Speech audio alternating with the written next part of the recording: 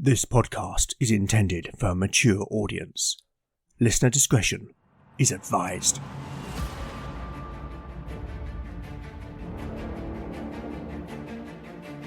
Welcome back to Legend of the Bones.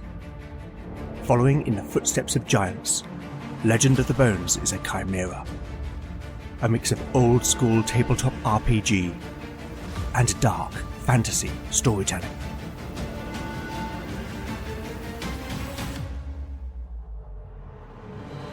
As its name might suggest, in Legend of the Bones the dice rule. There'll be no rerolls, no fudging the dice, no metacurrency.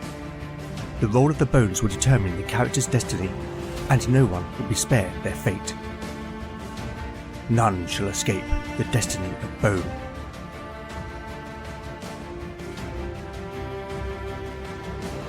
Last time on Legend of the Bones. The party arrived in the coastal town of Port Yane, following their ordeal at the fortress of Kerodu, just in time to avoid being caught at sea in a storm. Holed up for 2 days, the companions spent their time in rest and recovery, as well as repairing and resupplying their equipment. Valen inspected the spellbook recovered from the Serpent Queen's lair, discovering that it held the secrets of dark magic. What Valen was tempted by its power, wisdom prevailed, and instead Valen destroyed the dark tome in the Heart's Fire. Later, they were escorted by a patrol of the town's garrison to meet the Reeve, Garrod, who had received a request from Brannock of Halstone that he should aid them in any way he could. Garrod praised the companions for their exploits at Kerodu, and revealed that he had no love for Abt Wiglaf of Innis Gwyn, nor the Brethren of the Purifying Light, before inviting them to join him for a feast in their honour. That evening, the companions, along with the crew of the Uberdracher, were held as honoured guests, though for those concerned, the celebration was bittersweet. Beric took the opportunity to ask Garrod if he knew anything about the mysterious Cirque, to which Garrod confirmed that he did, and told the story of a young man, many years ago, who developed the site, and how a strange woman came to the town seeking him, before they both vanished without a trace. Finally, Talion announced that he would like to perform for the assembled company, and with Garrod's leave, took the opportunity in the honoured hall to sing a lament for their fallen friends.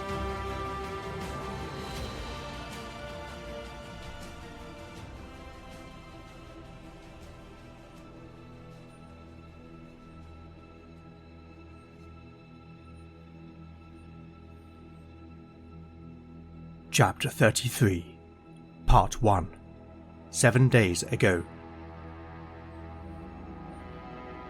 Reynard of Harburg squinted as the afternoon sun beat down overhead, causing beads of sweat to break out on his bald pate. Wet sand flicked up from his horse's hooves as he spurred the animal forward along the causeway. Time was of the essence, and not just because of the risk of being caught safe from dry land when the tide turned. Innis Gwyn stood stark and proud against the horizon, and the cleric could not help but feel self-congratulatory. His plans were slowly coming to fruition, and Wiglaf was proving to be as useful a pawn as he had hoped. The abbot clearly thought himself clever, but all men have their vices, the cleric ruminated. Caernoth's had been lust, but that had proven to be too much of a liability. Wiglaf's, on the other hand, was envy, and envy made the abbot yearn for power. That yearning proved fertile soil for the Brethren. It was a simple matter to plant an agent in the monastery, and over time gain support for Wiglaf through blackmail and bribery. Poisoning the old abbot was an equally simple enough affair, and so with Wiglaf installed as the replacement, Reynard's pawn set policies which would economically weaken the lands held by Lord Petrock, thus weakening one of the king's important vassals, who had proven thus far hard to manipulate. Of the 7 lords of the realm, 3 he had already brought to heel. Polmir was his first, of course. The man was a greedy fool, and the promise of the kingdom quickly sowed the seed of insurrection. 2 more of the southern lords secretly pledged their support for Polmir, with bribes and promises of dominion over the mineral-rich Dragon's Spine Mountains. Cullen would blow with the prevailing wind, so long as it suited his own interests, and Trezek, as the weakest, would stay neutral in order to keep the peace and his position. That just left Conwyn and Petrock as steadfastly loyal to the king.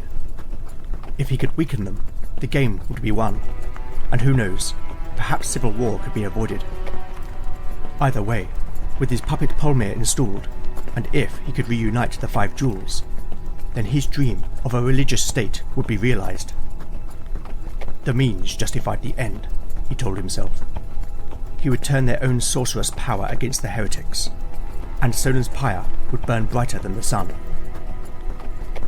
He was close now, and the waves started to gently lap over the causeway as he reached the hallowed land of the Blessed Isle. Several monks working in the fields looked up as he spurred his horse onwards towards the monastery. Passing through the gates into the courtyard, a huge man with shaggy blonde hair and a Skarne accent greeted him. Reynard noted the strangeness of the man's imposing physique and the simple rough-spun monk's habit that he wore. The man, who introduced himself as Brother Ranulf, handed the reins over to another monk and invited the cleric to follow him inside. Reynard proceeded to do so, and was led past various chambers and around the cloister before following the big monk up some stairs to a second floor above the dormitory, which was barred by a door. The monk knocked. "Come." A muffled voice responded. The big monk indicated that Reynard should enter before returning back down the stairs. Entering the chamber, the cleric found himself in a large study, of surprising luxury given the usual discomfort of monastic life. A large desk stood at the far end, behind which the abbot sat, and there were 2 comfortable-looking chairs before it, upon which sat a mailed man. "Ah, Reynard, welcome," Wiglaf said. "Please." He added, gesturing to the seat, pouring the cleric a mug of mead. The mailed man did not look up, though Reynard knew who it was, and was expecting to find him. "Thank you," he said, taking the offered seat.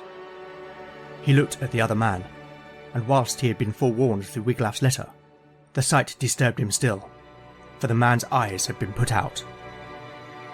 The wounds had been healed, probably through prayer, yet the skin around the dark hollows was scarred, pink and puckered. "Eadric, my old friend, your sacrifice will not be forgotten." "The gods willed it," the man Eadric responded. "I looked into the golden light of Solan as my eyes were taken," he added fervently. "And what did you learn?" "Show him." Eadric instructed Wiglaf. The abbot took a large but thin vellum scroll and unrolled it upon the desk. On its surface was a delicate rubbing of a large circular object, 2 feet in diameter. Lines crossed the circle, forming a pentagram, and at each point was a name. "What is this?" Reynard asked. An ink rubbing of a gold disc. These markings were on its reverse. Eadric explained. Those names. They were the original keepers of the jewels following the defeat of Vortigern. "So she was pleased with our gift?" Aye, the girl served her purpose. But to be in that abomination's presence, to negotiate that... Eadric blindly gestured towards the rubbing. Her acolytes demanded my eyes. Reynard leaned over and placed a hand upon the blind man's shoulder. "You have served our cause well, my friend." "There's more, Reynard," Wiglaf interposed, causing the cleric to turn towards the abbot. "By searching the records, I managed to trace the line of master to apprentice for each of the keepers until 50 years hence. That, of course, is of limited use. But I also discovered their last known locations." "Show me." Wiglaf produced another parchment.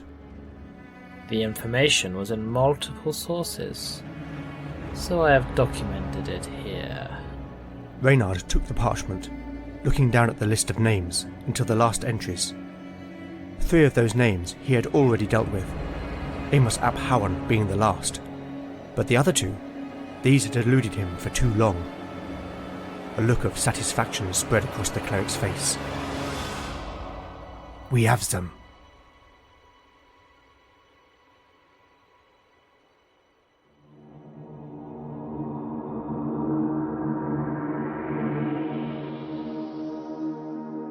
Having recovered and resupplied from their ordeal at Kerodu, the party leave the sanctuary of Porthiane on day 37 and sail back aboard the Uvadracha to Innis Gwyn in order to complete their mission and deliver the gold disc to Abbot Wiglaf. With the right conditions and barring any encounter, the voyage of 30 miles should take no more than half a day. Time to find out what the journey has in store. Weather.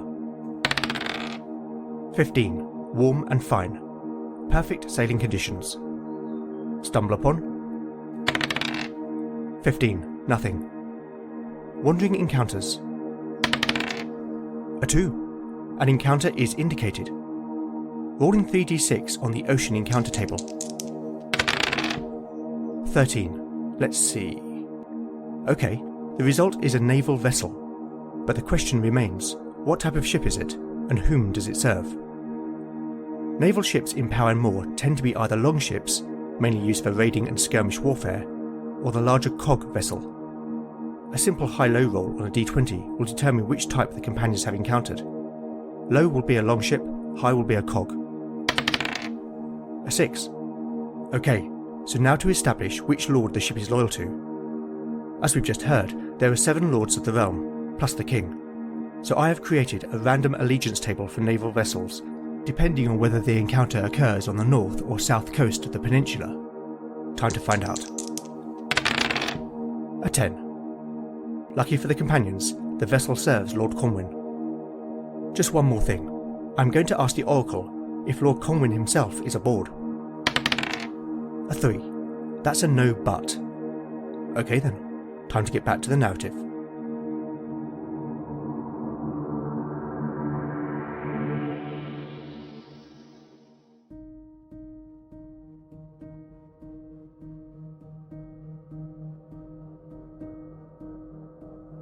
Chapter 33, Part 2, Day 37, Morning.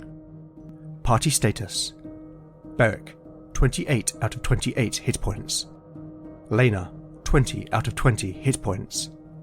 Valen, 15 out of 15 hit points. Talion, 21 out of 21 hit points. Canute, 23 out of 24 hit points. Spells available: Valen has memorized Push, Shield, Soothe, and Revive.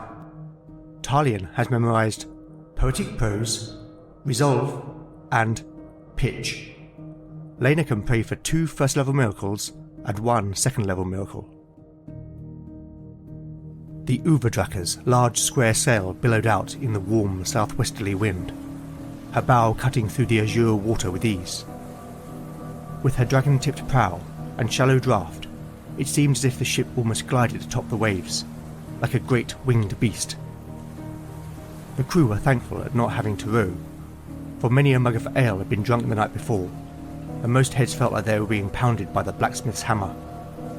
But no greater tonic existed for the Skarnae than the open sea and a fresh morning breeze. After the feast, the companions had returned to the Black Gull, and here, in conference, Talion announced that he wished to accompany Beric, Lena and Valen, and aid them however he could. Canute, meanwhile, had pledged to take them back to Innis Gwyn, and from there to the mainland. But the Skarnae warrior had been torn. The Northman stood on the platform at the ship's stern, the Uvadracha's great steering oar in hand. When at sea, he and the ship were one. He was a Skarnae warlord. His warriors and shield maidens were oath-bound to him, and he to them, and no greater fellowship could exist.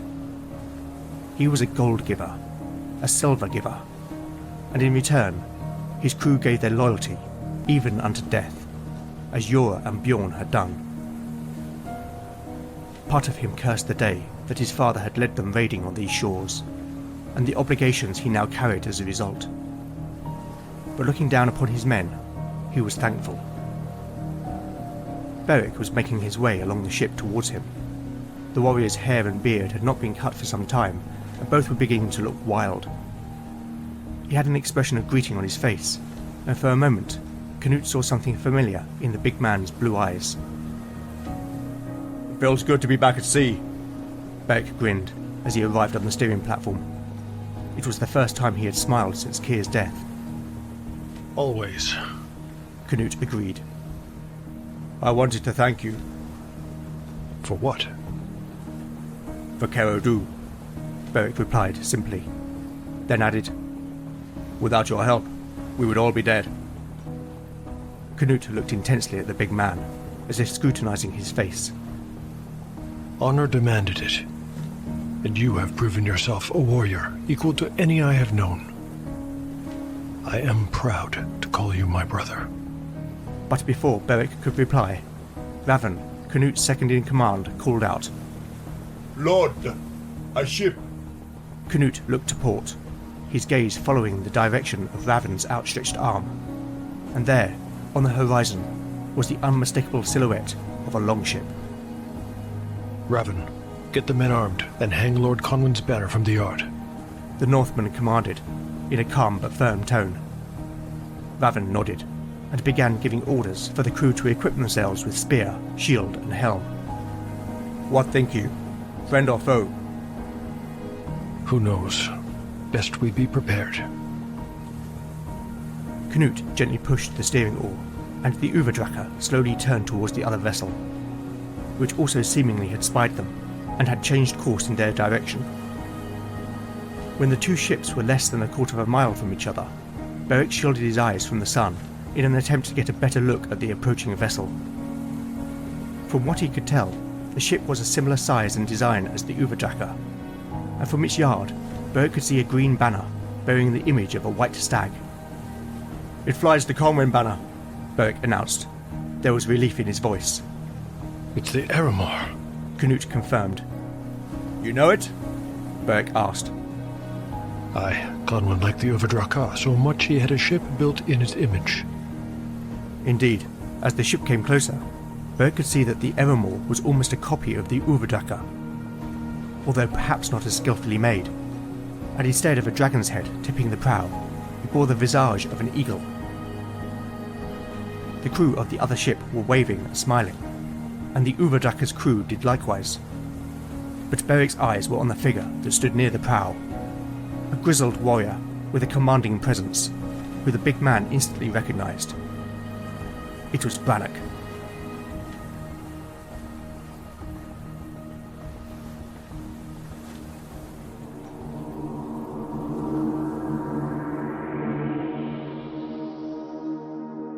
When I rolled against the Oracle to see whether Lord Conwyn was aboard, and the result was a no but, my thought was immediately that the ship would be carrying one of Conwyn's trusted retainers. The logical choice was for it to be Brannock. But why, and where is Lord Conwyn sending Halstone's Reeve? Time to let the dice decide. I think a d6 will do it. On a 1 to 2, Brannock is en route to see Lord Petrock on Conwyn's behalf. On a 3 to 4, Lady Neve has become sick, and the Reeve is heading to Innisgwyn to obtain assistance from the monks. And on a 5 to 6, Brannock has been sent to locate the Uvadraka, given Canute has been gone longer than expected. Here is the roll. It's a 3.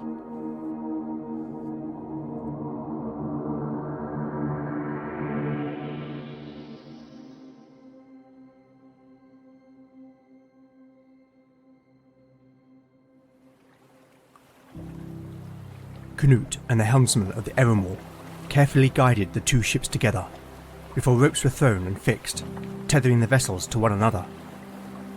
Once secured, Brannock climbed over to the Uvadraka, clasping Beric's hand in greeting.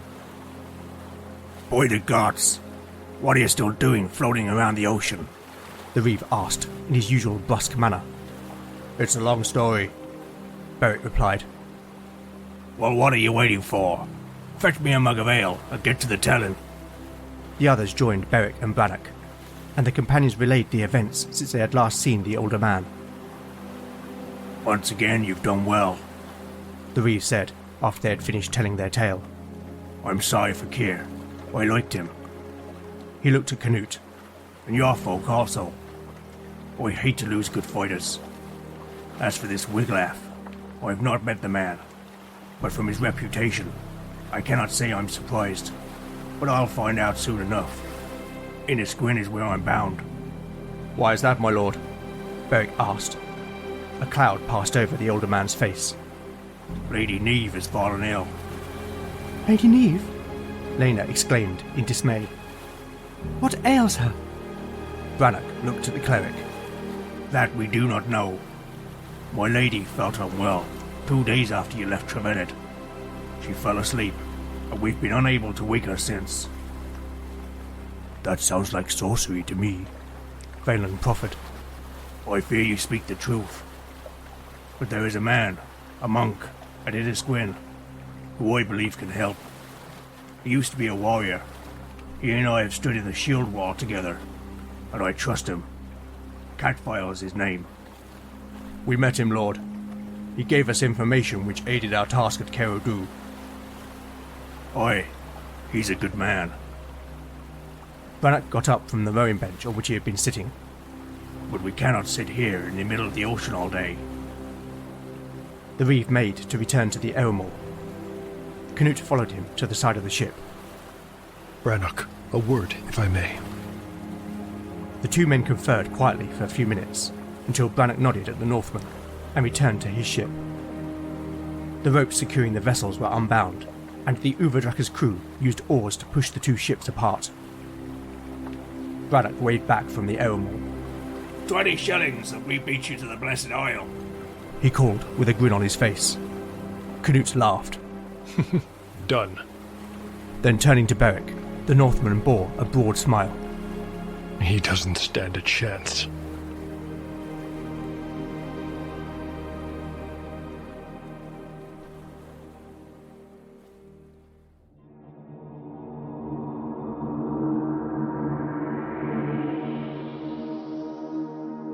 As the party approaches Innis Gwyn, I want to establish a couple of things.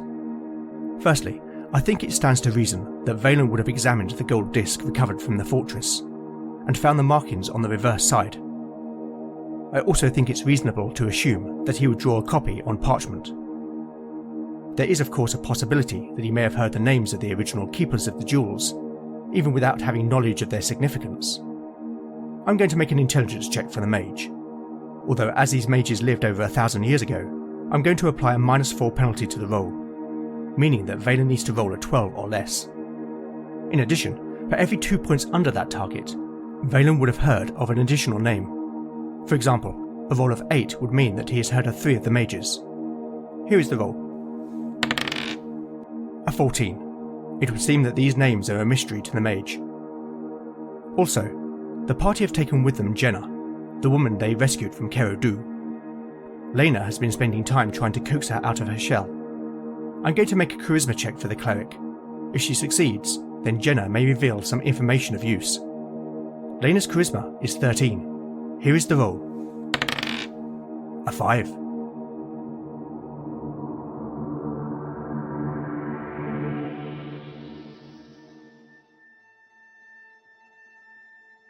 Chapter 33. Part 3. Day 37. Afternoon. Party status. The party status is unchanged. The two ships pressed ever onwards towards the Blessed Isle, under the warm summer sun. The mood aboard the Uvadraka was noticeably lighter since meeting the Eremor, and the friendly race between the two vessels brought some much-needed levity for all aboard. Even Jenna, whom the companions had brought on the journey, seemed to let her guard down, smiling occasionally at the joviality of the crew. They still did not know where she was from, or how she had come to be at Kerodu, and they did not feel right abandoning her in Porthiane. Lena knew that Jenna would speak when she was ready, and since her rescue, had simply been there, offering comfort and support in those times when the young woman was overcome by the memory of her ordeal. It was not in the cleric's nature to give up on a soul in distress. Lena had bought Jenna some new clothes in Porthiane, and after the woman had symbolically burnt her old garments, she had also asked for a symbol of the 9. Lena did not question it, supposing that faith may bring her some solace, and Jenna had become preoccupied with touching the pendant, which she did almost constantly. The two women sat quietly on one of the benches near the Uvadraka's prow, looking back along the length of the ship. Valen was deep in conversation with Talion, and Beric stood alongside Knut on the steering platform. Lena was pleased that these two men whom she loved had found kindred spirits. She smiled softly to herself. She had even begun to come to terms with her scars. Her faith had saved her from death, and they were a reminder that the gods watched over her. Valen too seemed to care not, and perhaps, she thought, one day, after all this was over, the two of them may have a future together. She almost dared to hope. I used to think... Jenna said suddenly, drawing Lena's attention. The young woman had been holding the holy symbol in her hand. that if I loved the gods, they would love me in return. Her raven hair blew free in the wind. Lena thought that she was probably a similar age to her. She was pale, and dark circles ringed her blue eyes, evidence that sleep remained elusive. The Nine do love us. We are all their children, Lena replied earnestly. But they still let terrible things happen. Jenna was clearly thinking of her recent ordeal. The Nine can guide us and show us the path to wisdom. But like a parent, they must let their children make their own choices, yet be there to comfort us when we fall down. So I have myself to blame? Jenna bitterly remonstrated, turning on the cleric. Of course not, Lena countered with kindness. You are not to blame for the evil that lies in the hearts of others, but neither are the gods, she appealed. Look at my face, Jenna. Jenna's gaze remained hard, though Lena could see that she was looking at her scars. The gods did not do this to me, but their love is healing my soul, and that love can heal you also. Jenna's demeanour softened, Forgive me. then added, You sound like my tutor at the temple. You are a priest? Lena was surprised by this revelation. A novitiate at the temple in Porthcullen. Jenna clarified. Lena saw an opportunity to probe a little deeper. But how did you come to be at Kerudu? Jenna sighed, as if relaying the tale would be a great burden. My tutor, Brother Ewan, introduced me to a pair of clerics. Their names were Reynard and Eadric. Hearing the name Reynard sent a shiver down Lena's spine, but she said nothing. They told me that Eadric was going to perform some missionary work and that I had the honour of being selected to accompany him. She explained. Ewan pressed that I should accept. He said it would be good for me to experience the world beyond Porthcullen. Jenna's lower lip began to tremble, and she turned her head away. I trusted him. Lena took Jenna's hand in her own. I know what it is to trust someone, only to be betrayed.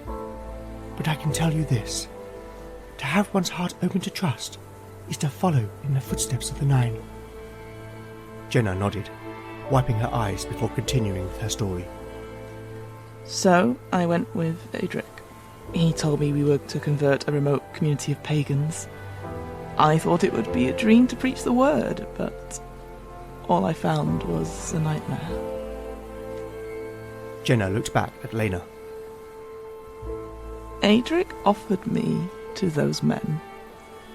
He told them that I was a gift for their queen. Jenna's voice began to rise in relived panic. I tried to run, but those snake things caught me. No more, Jenna, Lena interrupted. No more. The two women sat in silence for a few minutes, holding hands. Lena looked out to the west, the afternoon sun glistening on the water. In the distance, the monastery of Innisquin was faintly visible. Look, the Blessed Isle. Jenna looked up, and for a moment it seemed to Lena that the young woman gripped her hand more tightly. Wiglaf. Jenna murmured. Lena looked at the young novitiate. You've met the abbot? The cleric asked, somewhat surprised. Only once. Jenna replied. He and Eadric were friends.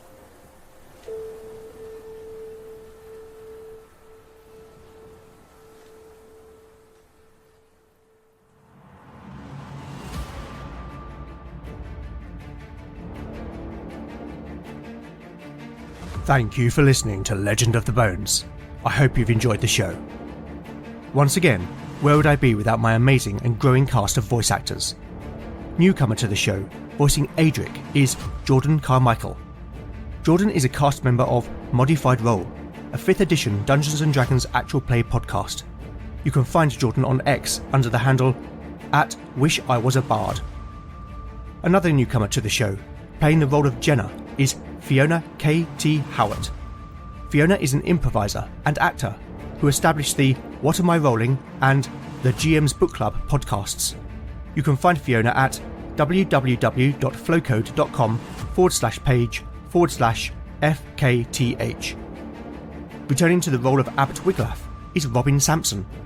Robin is the creator of his own hybrid solo actual play podcast, Stories from the First Watch. If you like what I do here, then you should definitely check out Robin's show. Finally, returning once again in the role of Canute is John Cohen, creator of Tale of the Manticore. My sincere thanks to each and every one of you. I will put these wonderful folks' links in the show notes. You can also help by liking or reposting new episode announcements, or by recommending the show online or to a friend. You really can't beat the power of word of mouth. Alternatively, if you'd like to show your appreciation by buying me a metaphorical cup of tea, then I now have a Ko-fi page at ko-fi.com/Legend of the Bones. Any donations will go towards the show's running costs. I would also love to know what you think of the show, and I do respond to every message I receive. So with that in mind, you can contact me on X @LegendBones, Blue Sky @LegendBones, Mastodon @LegendBones, @TTRPG-hangout.social, Instagram @LegendOfTheBones, email legendofthebones@gmail.com, or go to legendofthebones.blogspot.com for show notes, house rules, character profiles, art, maps and more. Join me next time to find out what awaits our adventurers as the bones decide their fate.